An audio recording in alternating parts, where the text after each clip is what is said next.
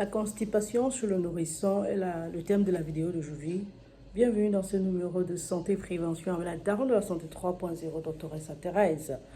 Alors, c'est cette question qui revient tout le temps. Les mamans sont inquiètes, elles me demandent, oh, mon bébé a fait 2 jours sans faire la selle, 3 jours, qu'est-ce que je fais? Je tiens déjà d'abord à rappeler que l'enfant peut faire 3 à 4 jours sans faire la selle. Ce n'est pas un problème parce que chaque organisme est différent. Tout comme il y a des enfants qui font la selle tous les jours, ce qui est aussi normal. On s'attendra à ce que l'enfant fasse la selle tous les jours. Mais comme je le disais tout à l'heure, les enfants, chaque organisme est différent. Du coup, si l'enfant fait 3 à 4 jours sans faire les selles, on se commence à paniquer à partir du troisième jour ou du quatrième jour. On cherche de quoi gérer l'enfant. Mais on ne se focalise pas trop à ce qu'on va faire comme purger l'enfant. Bien qu'il existe des puges en pharmacie qui contiennent des substances comme le miel pour faciliter la sortie des selles chez les enfants qui sont vraiment constipés. Mais moi, je me focaliserai plus sur la prévention parce que c'est vrai, tu peux gérer cette fois-là, mais tu as besoin d'une solution pour les prochaines fois. Et c'est ce qu'on fait au quotidien parce que si tu es trop pressé de gérer le problème maintenant, après, qu'est-ce que tu fais? Tu vas piger l'enfant tout le temps, ce qui n'est pas bien, tu le sais. Donc, on est d'accord. Du coup, si c'est le lait artificiel que tu donnes au bébé, il faut que tu tiennes compte de la qualité du lait et du type de lait.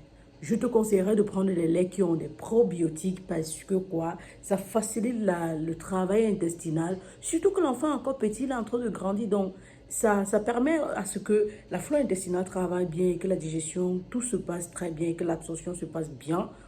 Et donc, tu en as en pharmacie, il y a écrit sur ça plus probiotiques. Et il est aussi question ici que lorsqu'on te dit de mesurer peut-être 3 cuillères pour 150 millilitres, il faut que tu respectes. Parce que les mamans ont souvent tendance à dire, oh, je mets une cuillère de plus parce que je veux que mon bébé prenne du poids. Ce n'est pas bon. Au contraire, tu peux me faire que tu mets encore un peu plus d'eau qu'il en faut. Peut-être on dit 150 millilitres, tu ajoutes un peu plus, 10 millilitres de plus en disant que, ouais, parce que tu veux que l'enfant ait assez d'eau, oui, une bonne hydratation, on est d'accord. Maintenant, si tu allaites l'enfant, ça veut dire que tout vient de toi. C'est-à-dire que le lait que tu donnes à l'enfant vient de toi, c'est la nourriture que tu manges qui est le problème. Alors, naturellement, il faudrait que tu augmentes le taux de, on appelle ça comment dans ton repas, que tu augmentes la quantité de fibres qu'on trouve naturellement dans les fruits, les légumes. Donc, il faut que tu manges plus de légumes et de fruits. Je veux dire, le jus d'orange, par exemple, naturel, je dis bien, une orange ou le jus d'orange naturel.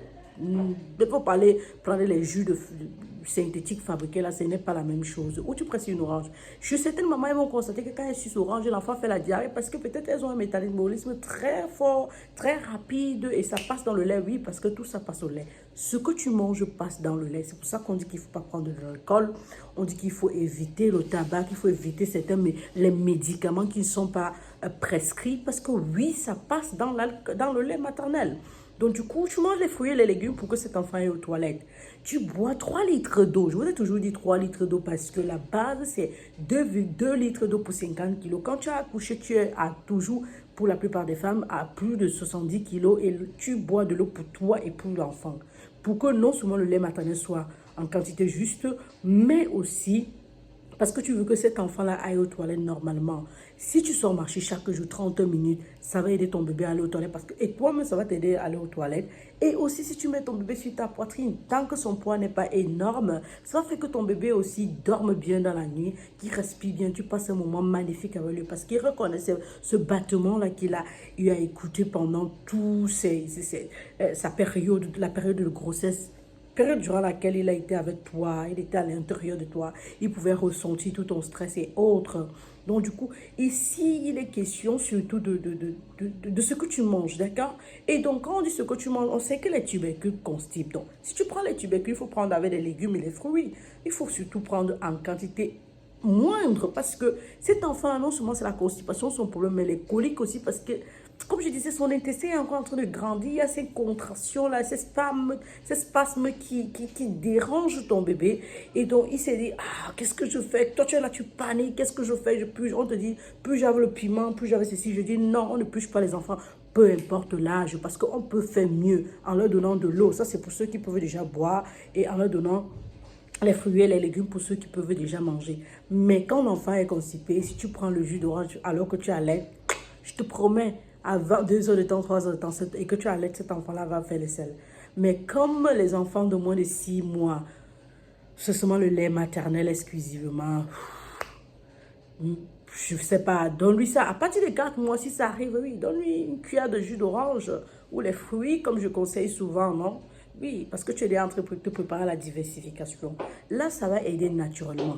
Il faut aussi se rappeler qu'il faut beaucoup se reposer parce que si la mère est stressée, ce qui est courant chez les femmes qui viennent d'accoucher parce que la dépression ne pose pas à tout faire son travail, on ne sait pas comment expliquer ça, mais là, le stress est là, parce que le stress cause la constipation. Donc, si la mère est déjà constipée, qu'elle sache automatiquement que l'enfant sera constipé. Et naturellement, vous allez me prendre ma tasse d'eau chaude à 50 degrés, vous le savez déjà. Oh, à défaut de 3 litres d'eau, convertissez ça en eau chaude simplement, parce que ça va faciliter la digestion, ça va vous faire perdre du poids, mais aussi ça va vous donner assez de lait. Oh, que c'est magnifique. Et en plus de ça, ça va éliminer les toxines. Donc, dans ce moment, vous allez moins vieillir, vous allez avoir moins de vergetures, ça va vite se refermer, votre peau va mieux respirer, vous serez plus relaxé parce que vous êtes très stressé et votre bébé va bénéficier de tellement de belles choses. Et vous serez OK. Il n'y a rien de sorcier en ça. Ça, c'est en ligne générale ce que je peux vous dire. Les légumes, vous savez déjà. La sauce gombo est bien, ça fait aller aux toilettes. Et donc, si vous ne pouvez vraiment pas vous procurer les légumes et les fruits parce que c'est cher, prenez plus de sauce que de compléments. Parce que la sauce d'arachide aussi, quand c'est liquide là, c'est l'eau. Votre intestin a besoin d'eau en fait pour éliminer. Oh, j'espère que vous avez eu aidé dans cette vidéo. On se revoit dans un autre numéro de santé et prévention avec la daronne de la santé 3.0. Si vous avez aimé, mettez un commentaire, partagez et on se revoit. Tchuss!